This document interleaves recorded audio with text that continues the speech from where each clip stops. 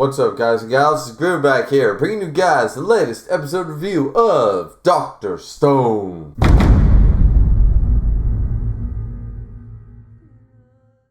Now, I say latest once again, but of course this review is very late. As I said in the last episode review, I'm sorry for that, guys. This episode review will be the last late one, and then episode 9 will be taking place at a regular scheduled time. So, that being said, unfortunately, honestly, there's not really a whole lot to talk about this episode. Like, yes, we do get introduced to the new character who is a bit of a fan favorite named Suka. I think that's the way it's supposed to be pronounced, not 100%. But she's the little girl who wears the watermelon on her head sort of idea. And she takes a Senku right away because Senku's the one who looks at her and stuff and appeals to what she's been doing and stuff, but never, as she in her monologues to herself through this episode, he never even batted an eye or asked about the whole watermelon on her head thing. First person ever to not be bothered by it, to not ask her about it, to not say anything, so she immediately takes to Senku as a result. Basically, this whole episode is them trying to figure out a way to create iron, pretty much. Well, their whole method is to create something even bigger. They go through the whole process, and Senku draws out this huge map. He draws out this huge map of, here we got to create iron, here we got to do this, here we got to do that, simply to create more and more things. What they really want to do is create penicillin. They want to create an antibiotic to help Ruri. Ruri being Kohaku's sister, who in turn is clearly suffering from some sort of illness. Now Senku's sitting back thinking okay, there's a million illnesses. There could be newborn illnesses in the stone world after 3,000 plus years.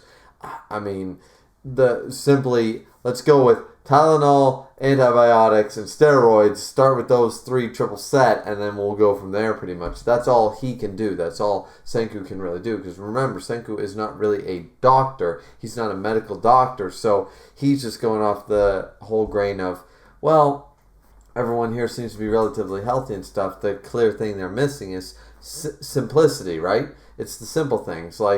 Currently in the real world right now, there's apparently a fight, I think it's in Britain or whatever, over the whole anti-vaccinating parents, right? And here it's ironic now because in Dr. Stone, they would kill to have vaccinations, in the stone world. But in this world, in this reality, in 2019, where everyone feels so goddamn entitled to their entitlements, we have this different set of mentality that is actually disgusting. You're going to be anti-vaccinate, don't vaccinate your kids. Well, you might as well, sign their coffin yourself. That's my opinion, guys. Don't mean to get political, but suffice to say, in this episode, this is brought really to a close because you have to consider the multitude of illnesses she could potentially have. Now, Senku's just going on a limb and going, well, if it's an infection, whether it's viral or bacterial, either way, antibiotics is our best bet. He's going off percentages, right? And he's going, okay, here's our best chance to make this. Here's our best chance to make that. Here's the most likely thing to, at least, even if it doesn't cure this woman, it will help her. And of course, Senku's thinking in his own mind, of course, evil thoughts, if he cures the priestess, then everyone in the village will like him, and then he'll be able to further the kingdom of science, right?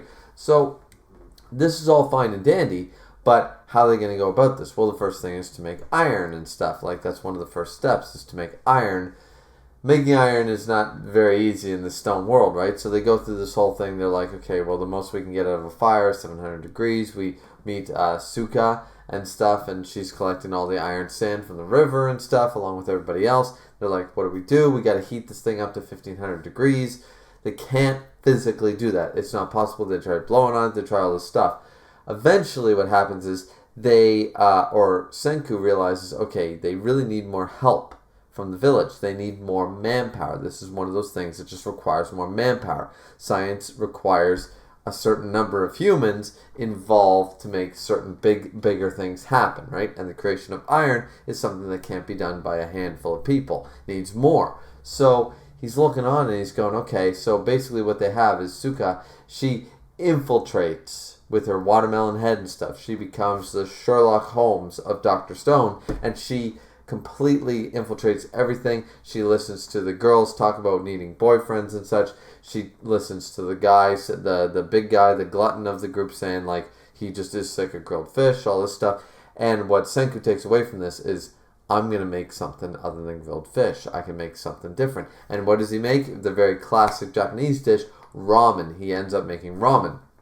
Now, this ramen that he uses is from some type of foxtail weed or something like that. They go through the process. Personally, I don't think I'd eat it, especially since Senku himself admits, no, this is absolutely gross. This does not taste like ramen at all. But of course, with the proper type of, I guess, seasoning is the right word.